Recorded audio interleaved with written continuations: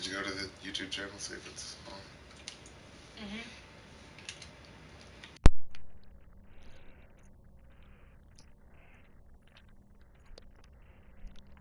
Hey everyone.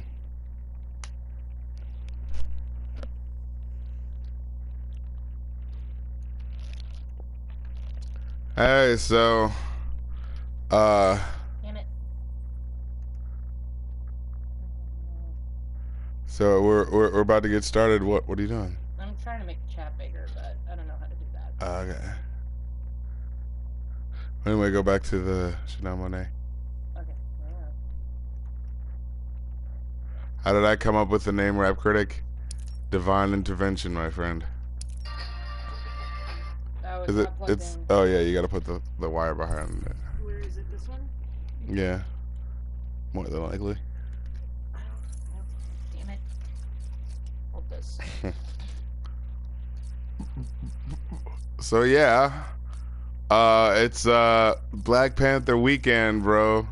And it's Monday and it's President's Day, so it's still I say it still counts, you know what I'm saying? Okay.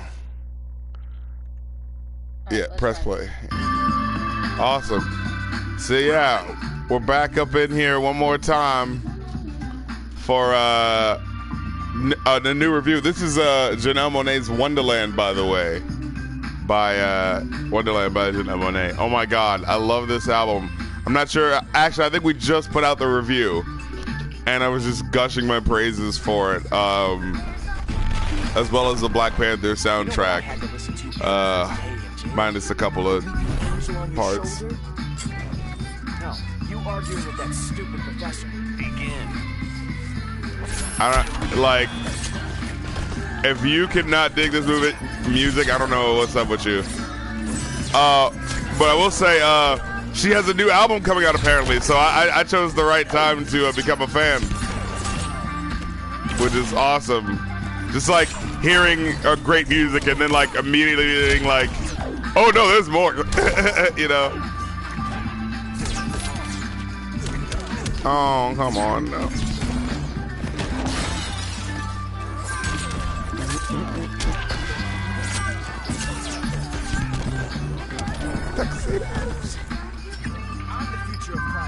Dude, I actually said I kind of like how Black Panther's kind of everywhere, because it's kind of cool. It's kind of this moment of just like black solidarity, you know. It's just cool to like to exist while this iconic, phenomenal moment is happening. You know what I mean?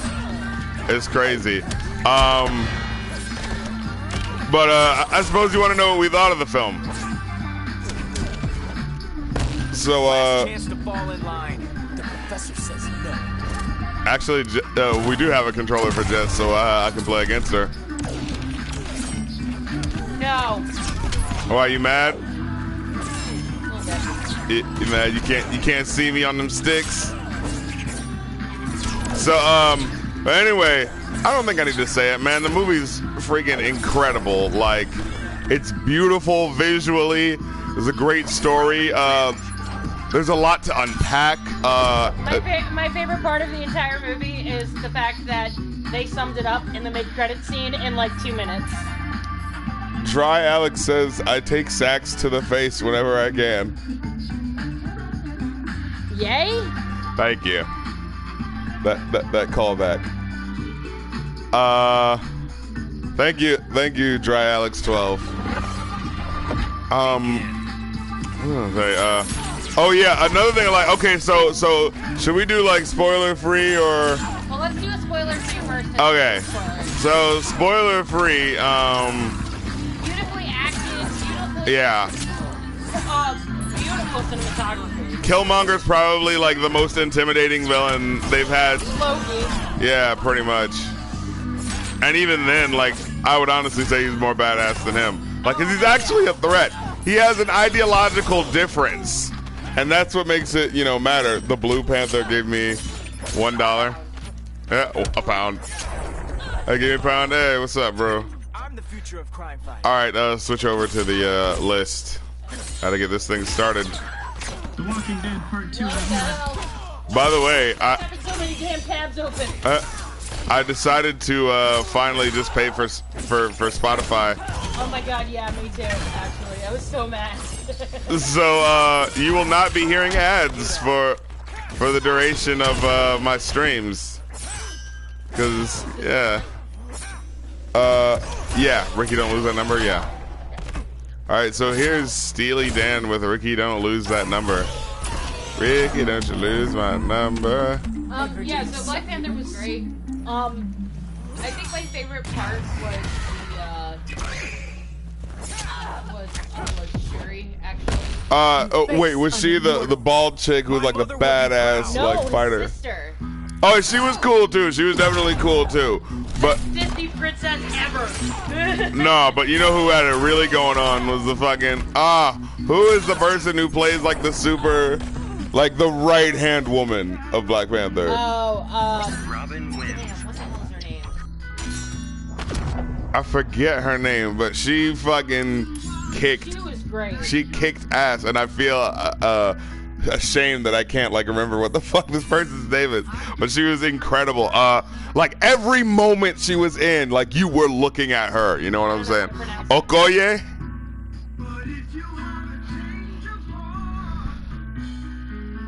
Yeah, that sounds right.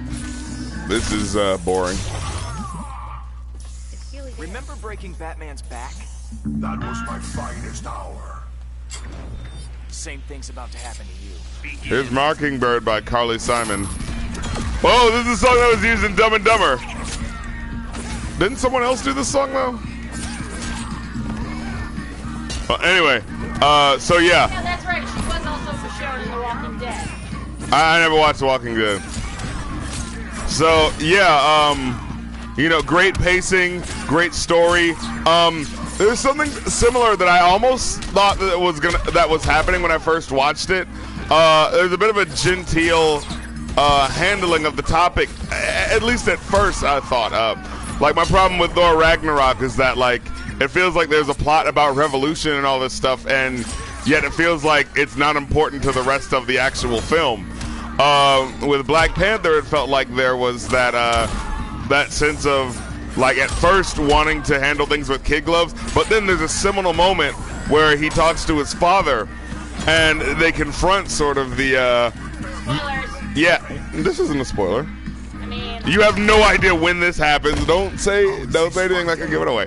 The point is there's a part where he talks to his father, and it's a really game-changing moment as far as like the way Marvel and a lot of movies in general treat father figures, you know? oh yeah.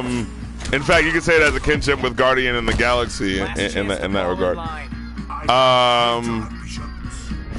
Oh, okay, so I want to talk about that point actually. So Liam Bunker said Black Panther secretly alt-right. He wants racial singularity and no immigration. See, here's the thing that a lot of people don't seem to understand about how movies work. See, when a character says something at the beginning of the film, that may not necessarily be the philosophy of the screenwriter. In fact, the character could be saying something that's contradictory to the moral of the story so that they learned something later. Do you see how that works, internet?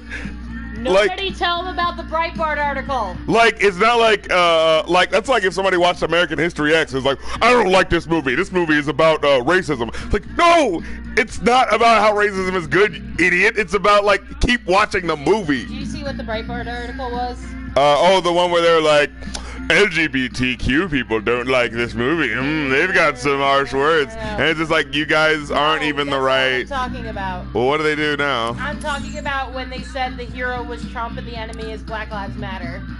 Wait, was what? Is Black Lives Matter? That's literally the Breitbart article. Oh my god, this motherfucker doesn't do anything to make shit like... Also, I don't like the song, but... Let's Go to Help Me by Johnny Mitchell. Mitchell? All of these songs are like so middle of the road. Still mad I tricked you? No. It'll make this sweeter. Begin. What was I saying? Look like more of a beast than usual. Oh yeah, and so my point being that it was just like, it's so dumb that people are like, oh, Oh, see, because there was that point in the movie, right? So now we're getting into spoiler territory. I don't think I need to say much. I mean, look, it's a great film, 5 out of 5. You got to go see it. But let's talk about the philosophical stuff, because they're right. There's a point in the movie where one of the characters says, because all of Wakanda, basically, the reason why it's done so well as a society is because, at least partially, is that it's shunned outside intervention. And whereas you could definitely say they had a point, because like there's a difference between a third world country or a country that's not European denying intervention between another country and a European nation doing that. Like, if some small country in Africa doesn't want to be a part of the rest of the world, and it's like, I mean, that doesn't affect anybody. No one's nation is losing anything because of that. You know what I'm saying? Maybe some spices, some furs or whatever, like, fine. But the origin for America's and a lot of Britain's isolationism is hypocrisy, because it comes from centuries upon centuries of British, Spanish, and Portuguese conquerors saying, hey, we're coming to your land and we're taking your stuff. But then as soon as those people wanted to come to your country, all of a sudden it's, oh, no, we don't like the idea of people coming to other countries now that you're coming to ours. See, that's hypocrisy. That's bullshit. It's complete nonsense. The difference is Wakanda never oppressed any other country, never did anything to anyone else. And so their isolationism comes from trying to avoid the problems that a lot of these white European nations have been putting on these other countries. Country that has never been conquered by Europeans. Yeah. Well, there's a lot of like little like tribes and like people that just move around, you know, and there's like. I'm talking specifically about a country that was never conquered by Europe. Oh, well, which one was it? Ethiopia. It wasn't conquered until the Second World War. Oh. Well, I mean, we are talking about Black Panther, so. And and so the thing that makes Black Panther different is that, okay, they have a different version of isolationism. It isn't hypocritical isolationism. It's protective isolationism. But I mean, there is a line in the movie where they literally say, Wakanda could help the rest of the world and protect itself at the same time. Yeah, and that's the point. Like, the point that the movie is ultimately making is that, you know, their isolation, their willingness to break their isolationism doesn't stem from shit. What's the word I'm trying to say? Sorry, my concentration was broken. It's basically the idea that it's like, when Europeans were like, no, we don't want any other immigrants coming here, it came from it's sort of a hypocritical thing, because it's like, dude, you were literally taking their nations, and now that they want a piece of your land, now it's a problem. You know what I'm saying? But the difference being that with Wakanda, it was like, no, we're not trying to conquer anybody. We have not done anything oppressive to anyone ever. But what they have is the opposite sort of idea of isolationism, right? They could be helping people, and they won't. You know what I'm saying? And that's what the problem is. It becomes that dichotomy of, what was that one movie? I think it was Spider-Man, where it was like, if you saw something was bad, and you knew you could do something about it, and you don't, does that make you just as bad as the villains or something like that? Yeah. You know? And so, like, you have this idea of, like, you know, when Killmonger shows up and he challenges the ideas of the isolationism, in one hand, it's awesome, because it's like, yeah, you should not be, you know, you should be looking towards the greater good as a society, you know, within all countries. We should all be trying to help each other in the best way we can.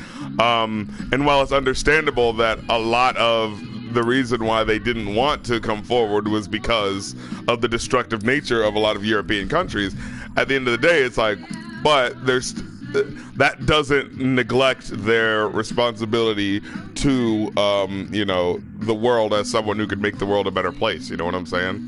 So I thought it was just cool how it played that out on a global scale, and it uses these bad ideas in order to give you in order to make the story and the message mean more. And I'm really surprised that people don't like understand this and don't get this. It's like if you watch the beginning of I don't know, what's some movie where someone's like super egotistical? You watch like Doctor Strange. yeah, like Doctor Strange. That would be like if some alt-right guy watched Doctor Strange and was like, aha, the lesson of the movie is that, you can be as egotistical as possible, and that's completely okay, and there will never be anything bad that will ever happen to you. And it's like, no, you idiot. You're only watching the first 10 minutes of the movie. If you watch the rest, you will see how the moral plays out. You know what I'm saying? So that missed me with that shit. And it was really cool. I remember during the movie there was a scene where they say a line that's so like eerily reminiscent to, you know, what's the word? America first sort of thing. They say like Wakanda first. It's like they can let them fend for themselves. And it was just like, wow, that's really messed up. You know, that shows how, you know, people are willing to brush aside the people that we should be helping because, like, well, you know, I just don't want to have to deal with it. You know what I'm saying? Like, it's the problem that we deal with all the time. Like, if you're walking down the street, you see a homeless person, and you don't give them money, you know, it's just like you're just thinking, like, it's not my problem. It's not my problem. I don't have to deal with it. Well, you know? Let's talk about the fact that Killmonger is, like, a product of American culture. That's very true. So, the argument that one person made was that the movie's messed up because it says that revolution is wrong. Because look at how they treat Killmonger. Killmonger comes in. He says, "Hey, I want to arm the black, the African diaspora, and make sure that they can defend themselves." And it's like, the thing about it is, at the end of the day, he has a point. He partially has a point. It's like we do need to defend the people who are defenseless, but at the same time, it's like the Flash on this in Injustice 2 says, you know, it's like what heroes without limits become villains, right? So you have Killmonger, who has this idea of revolution, who has the idea of protecting the people of the African diaspora, and it's like that in and of itself is a nugget of goodness. That is a nugget of good that needs to be done. He has like really like he has, based on like what happens in the movie, like he does have like a really good point. And he doesn't. I'm doing well so far. And Your the mediocrity thing is that makes it. Oh shit! Never gonna give you up by Barry White. Sorry. There's a thing that separates him from a lot of the Marvel Cinematic Universe villains. Him and Loki share the same quality in that they believe it, they have their conviction about their beliefs. Loki believes that he is destined to be the ruler of Midgard.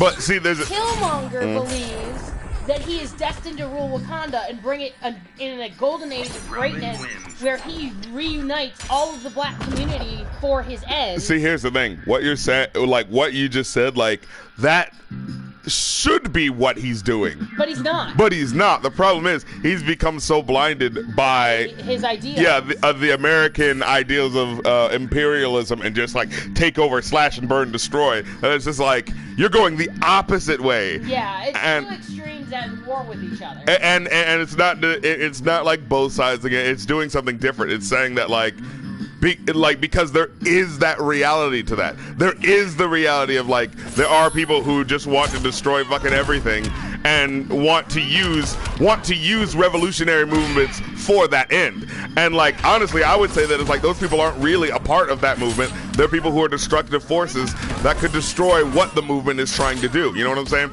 It's the difference between the Black Panther, the actual Black Panther groups in the late 60s and early 70s, and that same group like 10 years later when you see not Fred Hampton but I think it was Huey,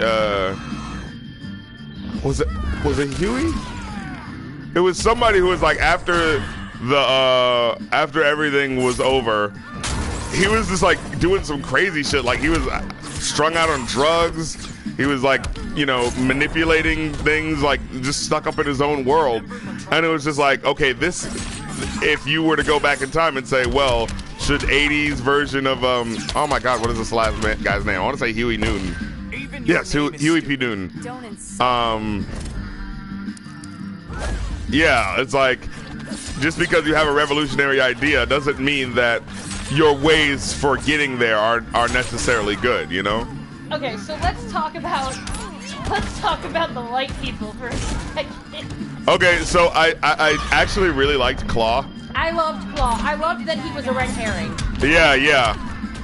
And I also liked. I was okay with Martin Freeman. I liked that he was the sidekick. Yeah. I loved that. There is definitely that sort of like annoying thing of like if you have a black movie, there has to at least be the white guy somewhere. If you have a bad white guy, you have to have an equally good white guy to show that look, see, we don't hate white people. It's not propaganda against white people. See, but you know what I mean? It takes place within the universe of the Marvel Cinematic Universe. I mean, like Everett, who's played by Martin Freeman, gets really upset at Black Panther because, they're like, he basically says, why the hell have you been keeping all of this technology for yourself? And, why is this a thing? And, Black Panther is basically because it's my country, I do what I want. Yeah, and the problem is like, you can see why he has the ideas that he has. Like, you can understand why, because we have that understood background of that colonialism and imperialism. But at the same time, it's just like, if you really want to see yourself as morally, above as that city on the hill, you know what I'm saying, that Wakanda's trying to be, that means embracing, helping others, you know what I'm saying? It means giving of yourself, Yeah.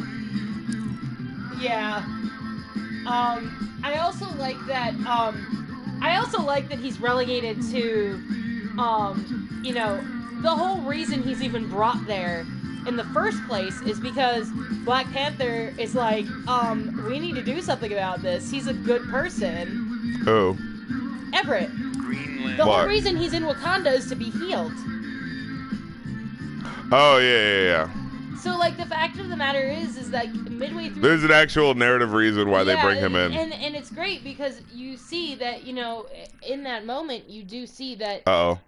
He's kind of, Tell Me Something Good by Rufus featuring Shaka Khan. Say you died. It was one of the funkiest songs ever. Greatly exaggerated.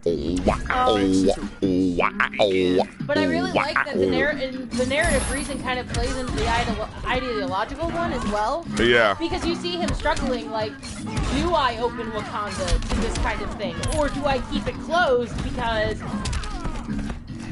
Why should I keep it closed? So it literally, throughout the movie, you see, T'Challa, like, really trying to figure out what his best route as king would be. Yeah. And there was one person, they said something, I was like, they thought that this movie wasn't sufficient enough as a Black Power film. First of all, because of that point they made about it's saying that revolution is bad, which I don't think it is. I don't think it's saying that it's inherently bad.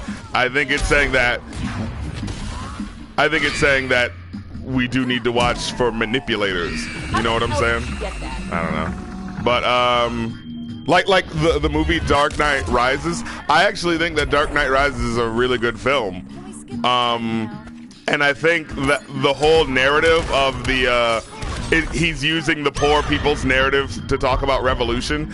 I think that the point of that movie was, at least for me, the way I interpreted watching it was that he was trying to say that, like, there are people who would try to manipulate a sort of any sort of movement that you use for their own sort of gain. Like, Bane doesn't really care about the poor people's revolt. That's not the point. The point is he's using it as a cover, as something like, hey, well, you can't criticize me because I'm doing this thing that's considered good, right? You know what I'm saying? See, this is my thing. My thing about Bane in the Dark Knight trilogy is that he kind of did the exact same thing that Joker did in Dark Knight. Yeah.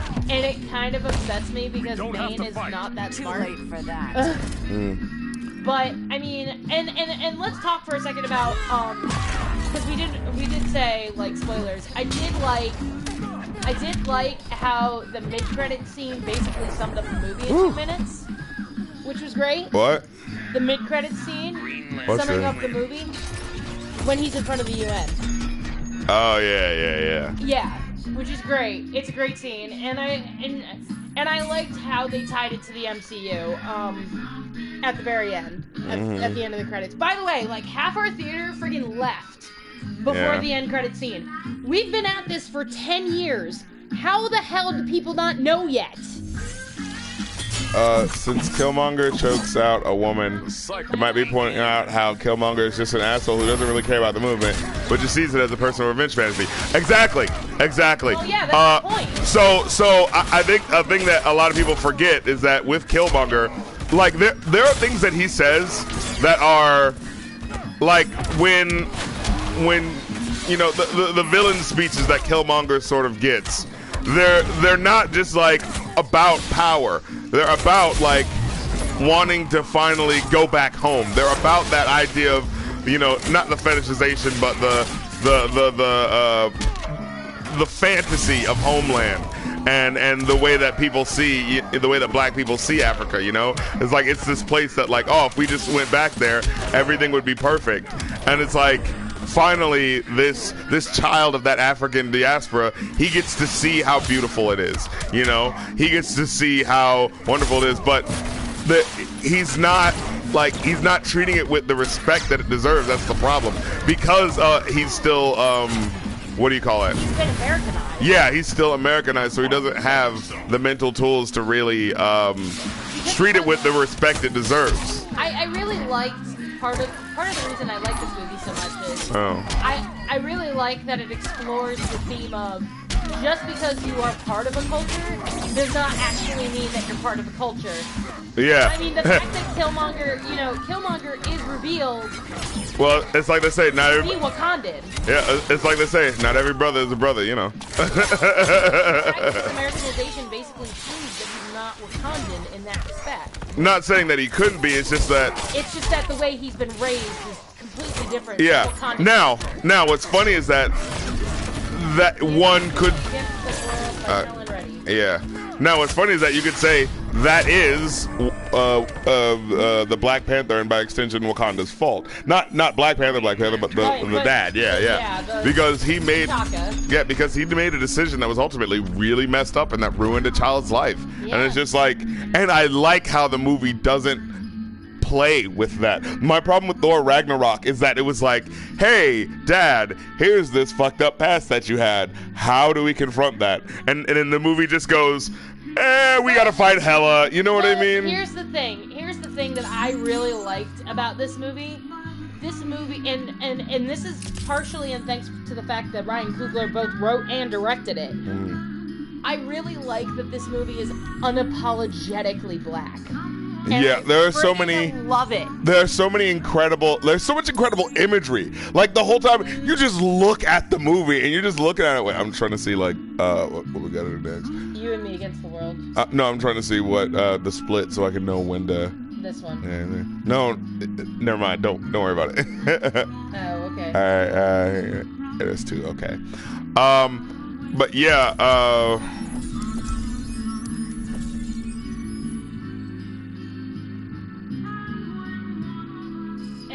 I really feel like the problem with one of the problems I had with Thor Ragnarok is that Thor, for all of his bravado and the fact that he's a god for all intents and purposes in the Marvel Universe, he's still a white guy at the end of the day. What are you talking about? Well, the fact of the matter is that the movie doesn't okay. Oh yeah, let's play some Ninja Turtles. Woo!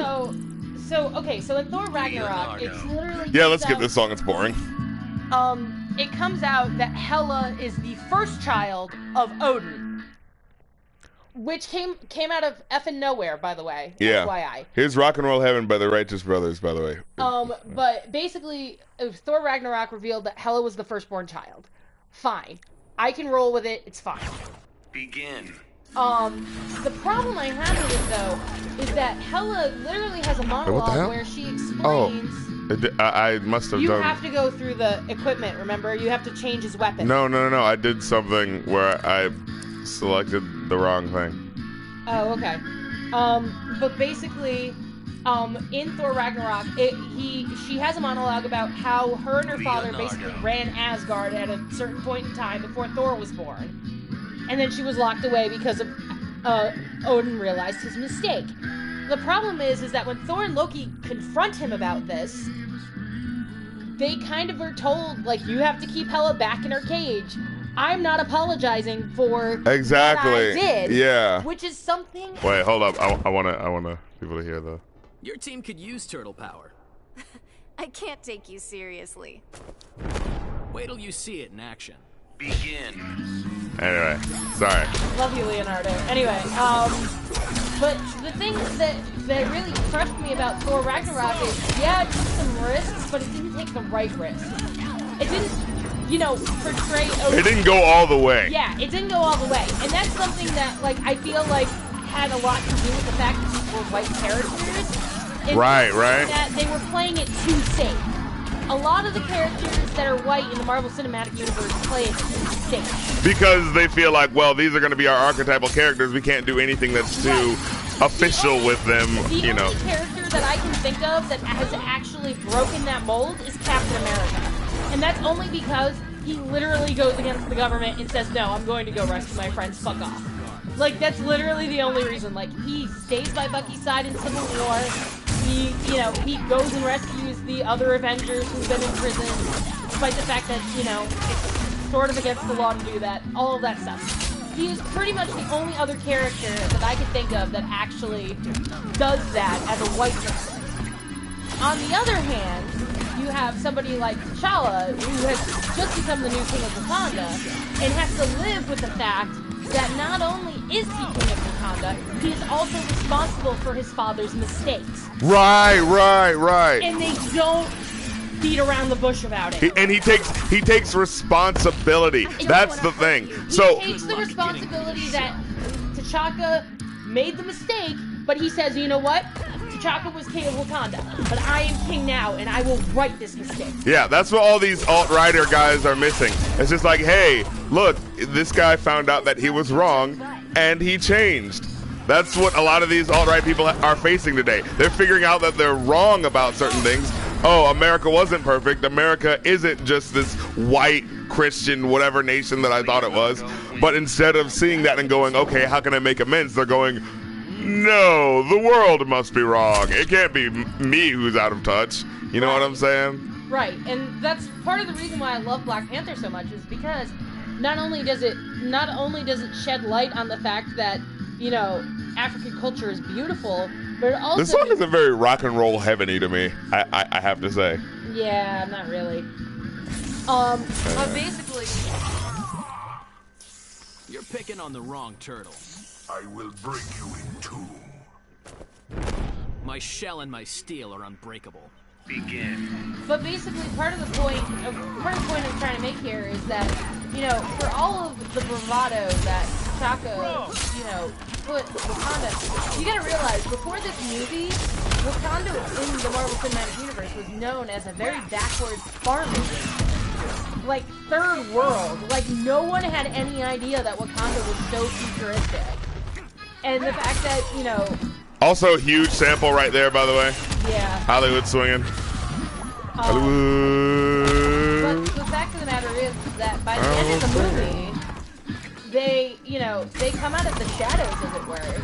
And there's even a diplomat at the UN who literally asks, what can a third world farming nation offer us?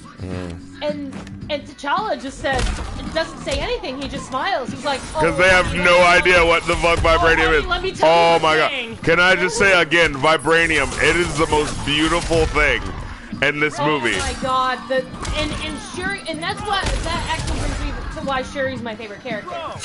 Not only is she like, okay, so she's Princess of Wakanda. She's T'Challa's sister, but she doesn't act like one.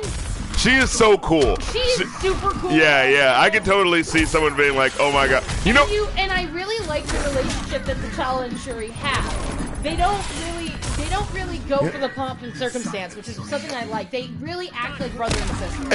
In fact, with the love interest in this movie, it's played so like legit realistically. There's no damsel in distress bullshit. No.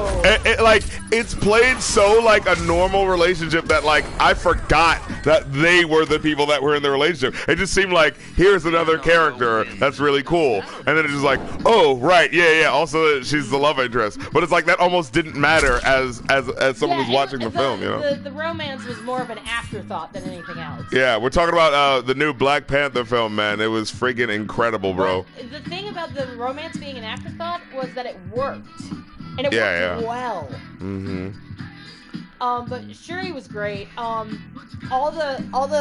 women of color in this movie were fantastic. I love that there were so many like. Women. There were so many women in the movie, and it didn't matter. Like if Wonder Woman is the best female superhero movie, this is so far the second best one, purely just because there fucking are no other goddamn ones. You know what I'm saying? Like what the fuck else is there? Sucker Punch? Like like what the fuck do women have? Sucker Punch is not a superhero movie. But like this movie does so well. I remember somebody said like, this movie technically doesn't feel like it should be called Black Panther because so many of the other characters feel like they have so much depth and get paid attention to and get respected that it's just like, it feels like it should have been called like Wakanda or something like that. Yeah, hashtag Wakanda forever. Anyway. Seriously. No, and also the other thing is there's a scene in the movie where one of the guys and oh god, what the hell is his name? I don't want to mess it up. Okoye are about to throw down, and he goes and he said something along the lines of, you would kill me, my love, and she does not even hesitate. She's like, for the throne, I will kill you dead. And he like goes, okay, fine, and like surrenders. And he's like, all right, I'm not. This isn't going my way. Not only will I not get laid, but I will also be dead. Yeah. It's the worst of outcomes. Oh yes, and Neil brings up a good point. How they showcase the dark skin. Yes. I love that. The great thing about like all the things that you guys are mentioning is that like, it's not like called attention to. It's called attention to just about as much as like if there were an all white cast and people were like, oh wow, isn't it weird that there are white people here? Like, no, there's never that sense. It's just like, just enjoy this film from different people than where you would expect a film would come from. And as people who don't get to see themselves represented, much less represented in the scale that this movie sort of showed, was incredible. And it's not to say that like light-skinned actresses are bad or anything like that. It's just that there was an obvious and annoying bias towards, really nice to see that Wakandan culture is full of all different color of black people. It's not just, dark-skinned. There are light-skinned people in there. There are medium-colored skin. And there's just like the different hairstyles and everything. All the different hairstyles and all the different costuming. It's beautiful. Yo, that dude with the plate lip thing, like, just everyone looks so cool. Like, everyone is so distinct. Like, you want to look at everything. Like, it's beautiful. You want to see That's why I'm going to see it again on Wednesday. Yeah. I feel like I missed so much. Here's Be Thankful for What You Got by William Devon. But I will say I did like, one of the things I liked was, one of the things that I think that I can say about the movie that I thoroughly enjoyed was, I really enjoyed the fact that there were no cameos. Yeah. I really enjoyed the fact that they made this a Wakanda movie. Yeah, it was very big, and that's what was crazy about it. It felt like we were like, it felt like with every movie that we watch in Hollywood that are about these films, it feels like we're in a very specific world all the time. It's the exact same looking world. And with this one, it felt like we opened up a door to someplace else that it's not that it was a secret or like that. It was just like, man, you guys just never opened up this door before. Why did you never open up this door? There are characters in this movie that have been in other movies, like, Everett's character from Civil War, Black Panther's been in Civil War. Like, there are people who have been in other movies. Don't get me wrong about that. But the fact of the matter is that most of the movie takes place away from the white people. Yeah. It's great. It's very like like, okay, let me show you the perfect contrast actually. Like, I think it would have suffered greatly. I don't mean to cut you off, but no. I think it would have suffered greatly if there was like a Captain America cameo or like an Iron Man cameo. Any high-powered superhero that we've already met, like, it would have suffered greatly. Actually, let me show you the perfect example of the difference between this film, like the reason why it's so cool and white people are praising the things that they're doing. So let's look at a contrast, right? You have there's a movie that came out like I think in the 70s, or it was like a TV series, and it was about what was his name? Shaka Zulu, and it was like Shaka Zulu or something like that, and it was big, but it wasn't really that big, and a lot of people speculated that the problem with this TV show that was focused on Shaka Zulu, African warrior, this genius who is like a strategical, war genius, you know what I'm saying? The problem is, like, most of the first episode focused just on the white people. So, like, anytime you saw the black people, it was only like a big crowd of black people fighting, or it would be like, like there would be no personality to the tribe. It would just be, here are these people fighting to show off his prowess, but we're not seeing the character of Shaka Zulu. And I feel like to see like as someone who's seen these older, black, movies that are supposed to be meant for black people, but were like obviously written from the perspective of like, white storytellers, and not only from the perspective of white storytellers, but like without really considering how something could be perceived, how things could be perceived if you don't take the time to do it the right way. Like I said, black people are watching a show called Shaka Zulu. They want to see, like, they want to engage with the character of Shaka Zulu. They want to know about, not only his tribe, but like the people, the world that this is. And yet, meanwhile, like throughout the whole first episode, which is the only thing I could freaking get through, it was so annoying. No, I think I watched like 1 or 2 more episodes just to be sure, and it was the same crap. It was just like, oh my god, all you're doing is talking to like the white generals and the British generals about like how great his combat is. It's like, will you please just show him? Stop telling a black story from the perspective of a white guy. Can you please just tell me the black story from the perspective of the black guy? It's funny you say that. It's funny you say that because Black Panther was invented by Jack Kirby. Yeah, it was. Jack Kirby was told by Marvel that there weren't enough white people in the Black Panther comics. So what he did was, he had a comic where Black Panther beat up the KKK. Beat the shit out of the KKK. Because he was like, okay, you want white people? I got you. Yeah. Fine. I got you more white people for you. Now, I'm not going to say who you should consider an ally or who you should consider a good person or whatever, but that's a pretty good hint. If someone up on the higher up says, hey, bring more white people, and you're like, all right, more white people for the black icon to beat the shit out of, I think you as a white guy, you're on the right track to being a good ally. Yeah, definitely. You're more racist white guys to beat the shit out of. Perfect. By the way, can we just talk about this ending? So he apparently likes pizza, but fucking throws it at the camera? No, but it's a throwback to the show, Eric. Okay, but if you like pizza, don't fucking waste it. Look, I don't care. Fat kid in you? Look, I don't care if I was a radiative motherfucking turtle. I'm not throwing away some motherfucking pizza at a goddamn cameraman. No, not Joker Fan 95, not the movie, the original comic. Yeah. Comic Jack Kirby wrote. That's the movie was written by one white guy and Ryan Coogler. Your evil ends here. Begin. Be thankful for what you got by women. I'm not gonna lie, this sounds like the generic song for if you just came up with 70 songs and were just think of a generic song that would literally sound just like that. Anyway, here's "Hang On In There, Baby" by Johnny Bristol. I mean, I feel like this movie is a great stepping stone because first of all, it's one of the fifth highest grossing movies of an opening weekend, which is kind of nice. What? Only led by Force Awakens, Last Jedi, Jurassic World of all things, and yeah, right. And I believe Avengers or Civil War. I'm not entirely sure which one, but 4 of those movies are owned by Disney. FYI. You know what I think is going to happen? I think with time we're going to see the flaws in this film as well, right? Because I think everybody's celebrating the fact that it's finally a movie about an all-black society. Yeah. written and directed by a black guy, and there's finally representation for black people. It's the exact same way people like me felt about Wonder Woman last year. It was written by it was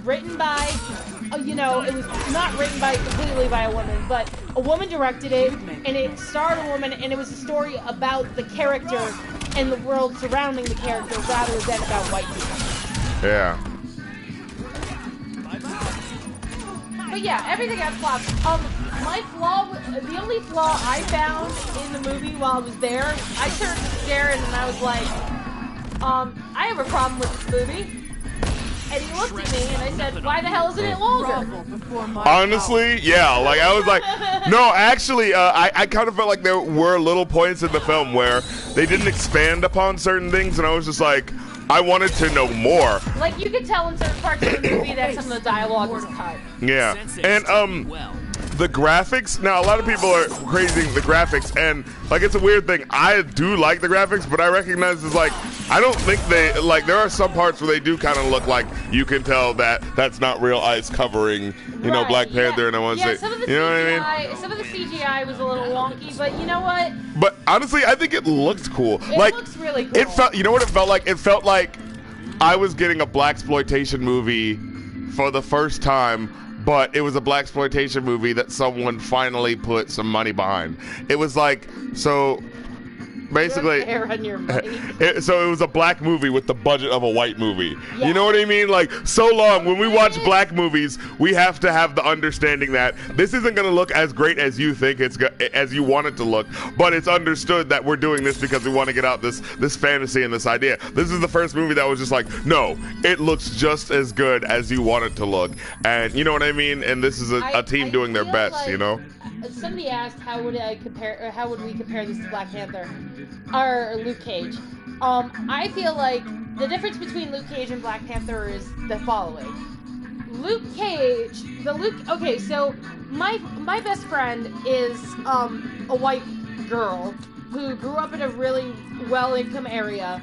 I did not grow up in a well-income area. I grew up in a poor neighborhood full of black people before I moved to a white neighborhood.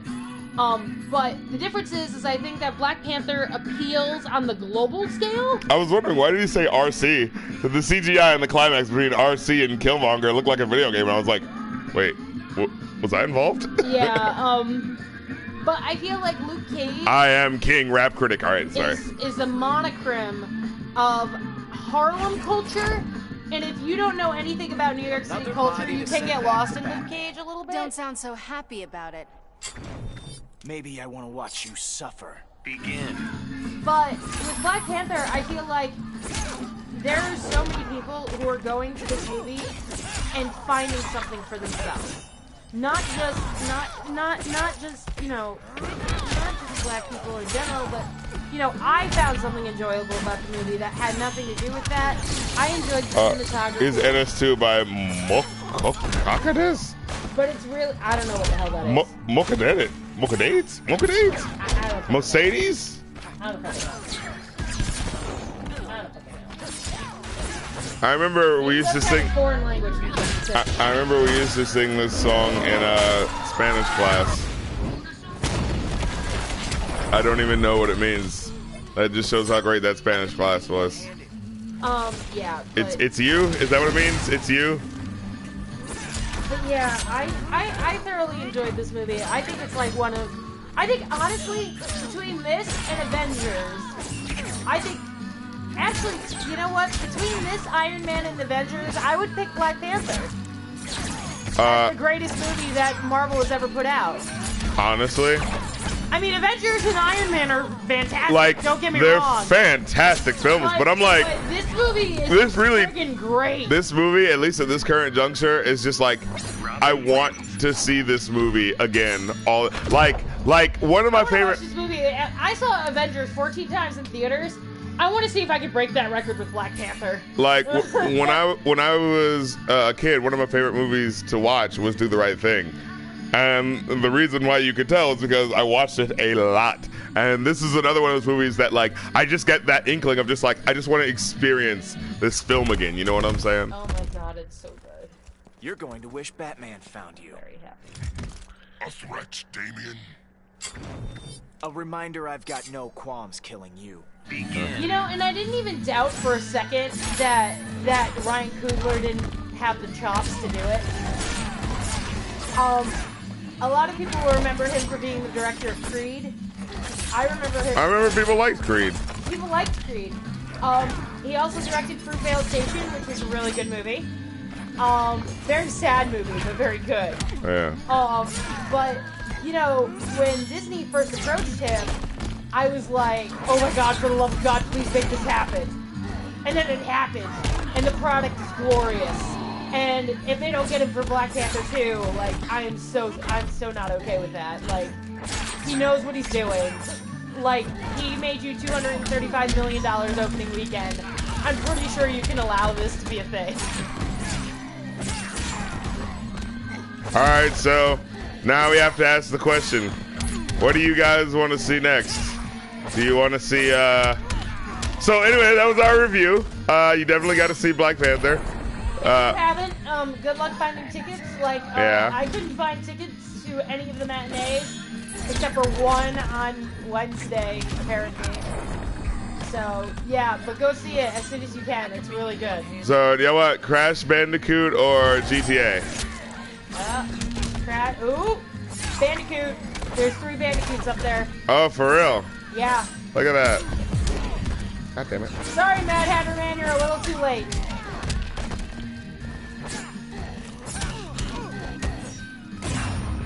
Oh, God. All right. All right, we'll see you guys in a minute.